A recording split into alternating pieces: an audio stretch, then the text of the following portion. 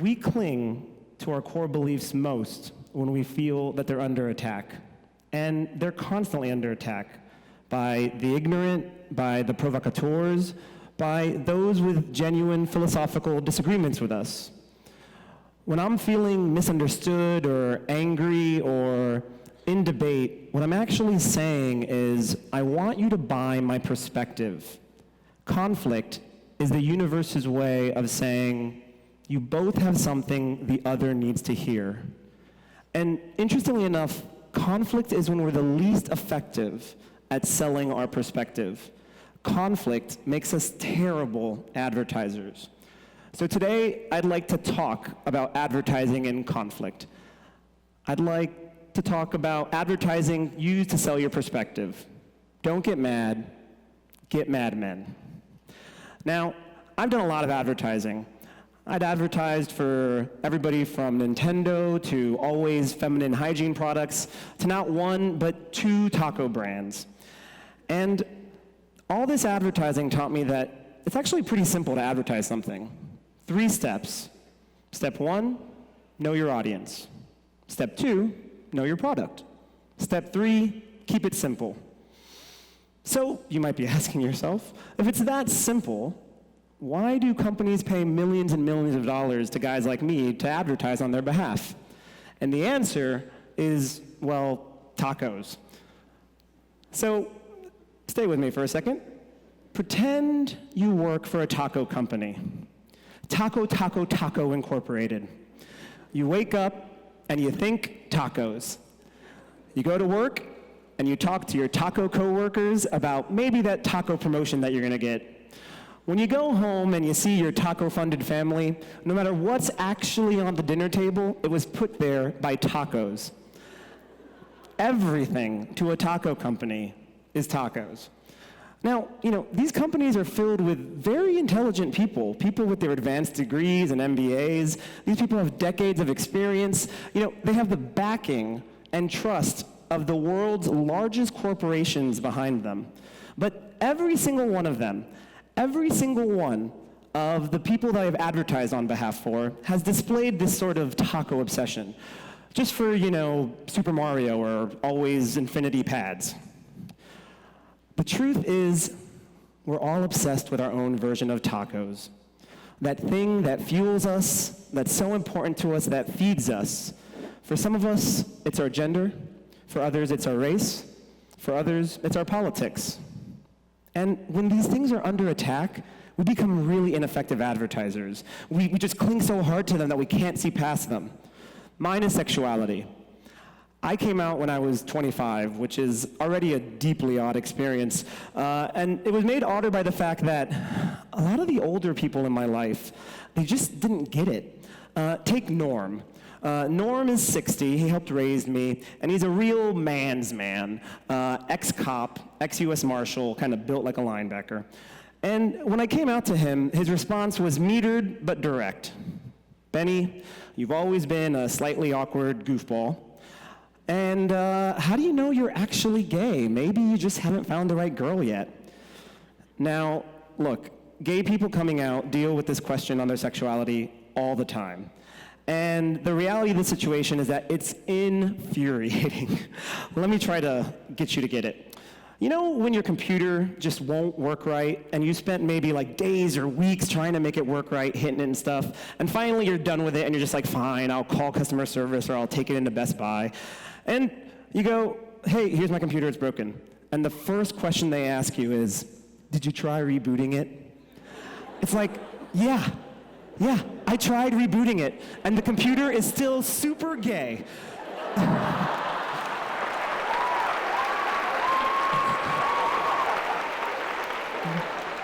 But that's angry Benny. That's Benny in conflict, screaming, you homophobe, how could you ever think that this was a choice? How could you ever think I chose this, you bigot? But Benny, don't get mad, get mad men. Step 1, know your audience. Now, for some of my career, I was what's called a planner in the industry. And basically the role is professional people person. It's my job to gently remind everybody involved in the process that people don't care that much about tacos. And, most people in the process start advertising with the product, and rightfully so. It was my job to actually start with the audience, to think about what's on people's minds, what's going on in people's lives, and then connect that back to tacos. And when you do this work, you realize all of us, every single one of us, we walk around in our lives like we're the star of our own movie. Everyone else is an extra, and everything else is background, even tacos. We always talk about how many ads we see a day and how much they influence us, and here are the numbers. But with all these numbers and all these ads that we see, we're so sort of the stars of our own movie that we actually only act on 12 ads a day. When you internalize this reality, you realize that your job in conflict is not to win. It's just to be one of those 12 ads that maybe breaks through. Don't get mad. Get mad, men. Well, actually, sorry, TED Talk. So, how do you do this? How do you break through? Well, you have to pretend you're the person on the other end of your anger. And we call this in advertising seeking the human truth. How do you do this? Well, actually, it's been something that you've been doing since you were a kid. Pretend. Be curious. Ask questions. I don't know why Norm might think I could choose to be gay, but I can pretend. What is his life like? Where did it start? How did it lead to this infuriating reboot the gay computer moment? Now, the reality of the situation is, when I guess like that, when I'm curious and when I pretend, I might not be right. Let me give you an example. I am a gay man who worked on the Always Infinity Pad project. The closest thing I'm ever going to get to a period is when I'm reading my Kindle at night with my glasses off. And I can tell you from experience, when you take a guess, when you pretend and you're curious and you ask questions, when you finally take a guess, it's going to be kind of right, even if it's right in an odd way. And remember back to those 12 ads that we act on. Being right in an odd way is better than being very right in an average way, because it's all about what's going to break through. Don't get mad, get mad, men. Advertising step 2. Know your product. So everybody sort of knows that tacos are awesome. And it's the job of an advertiser to express that taco awesomeness in a compelling way. We call these reasons to believe, or product attributes. And we spend days and days and days being immersed in sort of tacos, basically. I've been to a taco factory. I've eaten with families eating tacos. I've had serious and genuine philosophical discussions about the role of tacos in our lives. Now, what's the most compelling part of a taco? What's the taco's reason to believe? Well, it depends on your audience. And that's why we started there. Some people like it spicy. Some like it soft. Some like it meaty. Some like it buffet style. The key thing to remember about all of these reasons to believe is that they're not opinions. Everybody assumes that the taco salesman loves tacos. Nobody believes him when he says it's delicious and amazing. Can you imagine if we sold products this way, if we advertise this way? Buy tacos because we think they're awesome. If you disagree with us, you're an asshole. No. No, everybody expects the taco salesman to love tacos.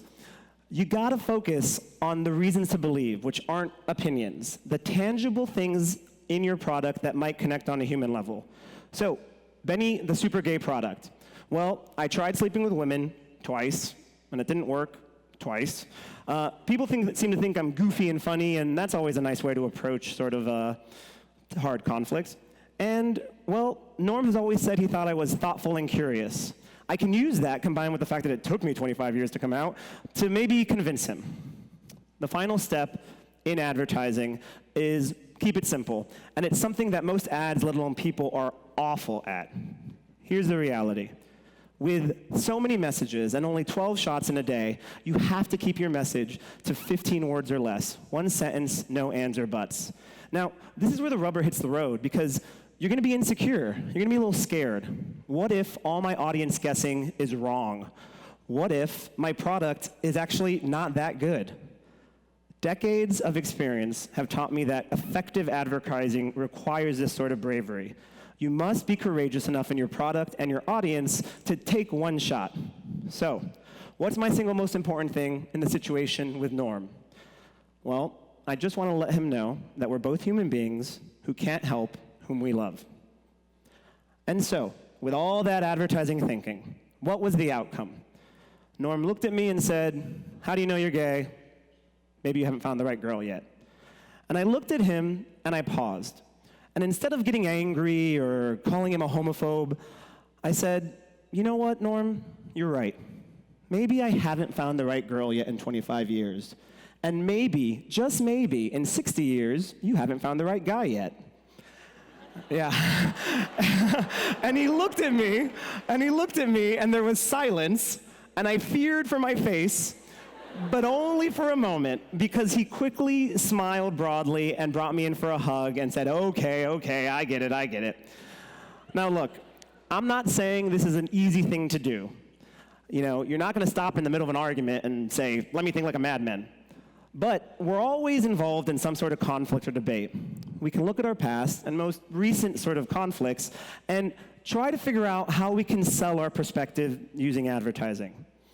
So, next time you're in a conflict, use your inner madman and get your head out of your taco.